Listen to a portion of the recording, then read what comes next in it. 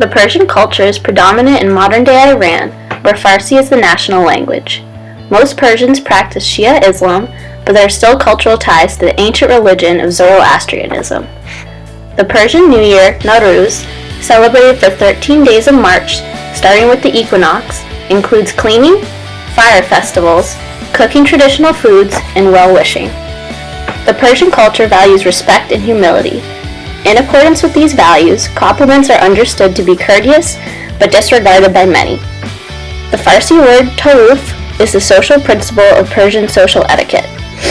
Some examples include declining food that is offered, friends arguing over the bill, or seeming to refuse payments for a purchase. The custom is comparable to a guest disingenuously refusing a host's plate of food. Within our OT lens, this practice might translate to Persian client politely declining help or failing to speak up about what they'd like out of a therapy session. Although eye contact is permissible, looking downward is a sign of respect among many Persians. If one turns his or her back to another person, he or she must apologize because it is considered rude. Explicit showings of anger or frustration are not socially acceptable. In public, men and women are to dress modestly and act in a more conservative fashion, such as observing a taruf in social interactions. Women are to conceal their hair with headscarves and wear a manto, which is an oversized coat with long sleeves to cover their hair, neck, and arms. Men are not permitted to wear shorts in public.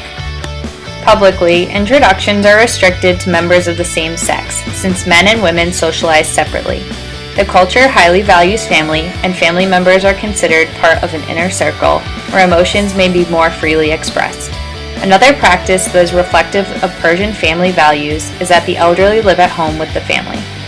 There are many occupationally related norms that an OT might encounter when working with a client from the Persian culture, including dressing. During sessions, the OT must understand how the patient chooses to adhere to dressing norms within the culture.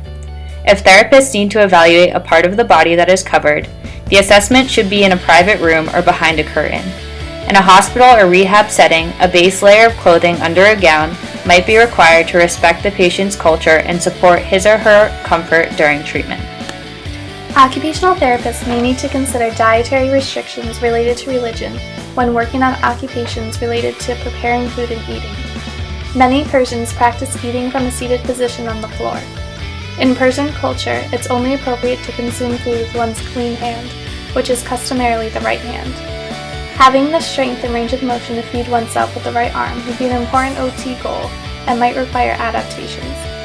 Persian clients who eat when seated on the floor must be able to sit down and stand up, actions that involve sufficient core, arm, and leg functioning. Strength-building techniques would be important in such a client's care plan. The implementation of adaptive devices, such as a Hoyer lift, would be a possible rehabilitation approach to help the client engage in this meaningful mealtime ritual. Many individuals partake in rug weaving as work, social participation, play, or leisure occupations. This activity requires fine motor skills and a high level of visual acuity. Therefore, when an OT is working with a client who identifies as Persian and reports interest in rug weaving, it's important to create goals that rehabilitate fine motor hand function and compensate for any visual impairments. Additionally, a client might recognize the Muslim practice of Ramadan and fast during this month. This might affect the client's ability to participate in therapy. Working with clients to determine a schedule where they might be more alert and limit the amount of exertion during sessions might be a more effective solution. The client might also have a prayer ritual to consider. Therapists should schedule sessions that do not interfere with prayer times. When introducing oneself to a client, an OT should be mindful of how he or she greets the individual. In Persian culture, physical contact with a member of the opposite sex who is not part of the individual's family is prohibited. A handshake would not be appropriate, and the client should be greeted verbally instead.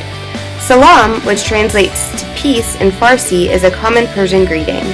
Additionally, it's important to ask the client if he or she prefers a therapist of the same gender. This is a general overview of the Persian culture.